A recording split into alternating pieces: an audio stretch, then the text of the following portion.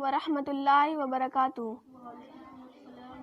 الحمد للہ رب العالمین والعاقبۃ للمتقین والصلاۃ والسلام علی سید المرسلین وعلی آلہ واصحابہ اجمعین، اما بعد فاعوذ باللہ من الشیطان الرجیم، بسم اللہ الرحمن الرحیم۔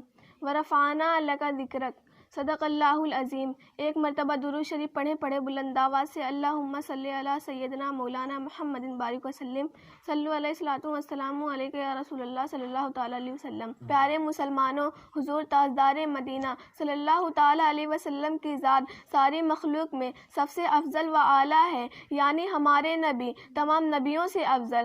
آپ جو کتاب لے کر آئے وہ کتاب تمام کتابوں سے افضل، آپ جو دین لے کر آئے وہ دین تمام دینوں سے افضل، آپ جو قانون لے کر آئے وہ قانون تمام قوانین سے افضل، آپ جس دن تشریف لے کر آئے وہ دن تمام دنوں سے افضل، آپ جس وقت تشریف لے کر آئے وہ وقت تمام وقتوں سے افضل، آپ جس قبیلے میں تشریف لے کر آئے وہ قبیلہ تمام قبیلوں سے افضل، آپ جس خاندان میں تشریف لے کر آئے وہ خاندان تمام خاندان سے افضل۔ اسی طرح جس محفل میں حضور تاجدار مدینہ صلی اللہ تعالیٰ علیہ وسلم کا ذکر ہو وہ محفل بھی تمام محفلوں سے افضل۔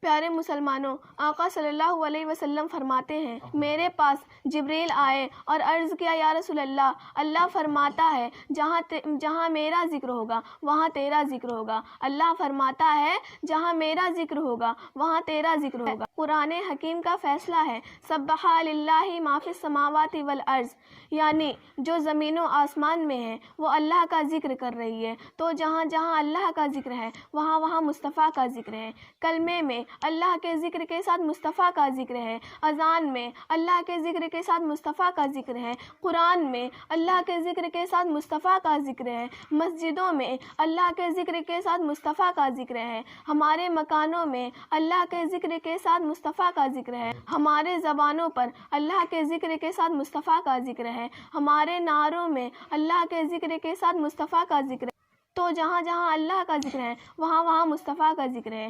اللہ پاک ہم سب کو اللہ کے ذکر کے ساتھ اس کے حبیب کا ذکر کرنے کی توفیق عطا فرمائے، آمین۔ السلام۔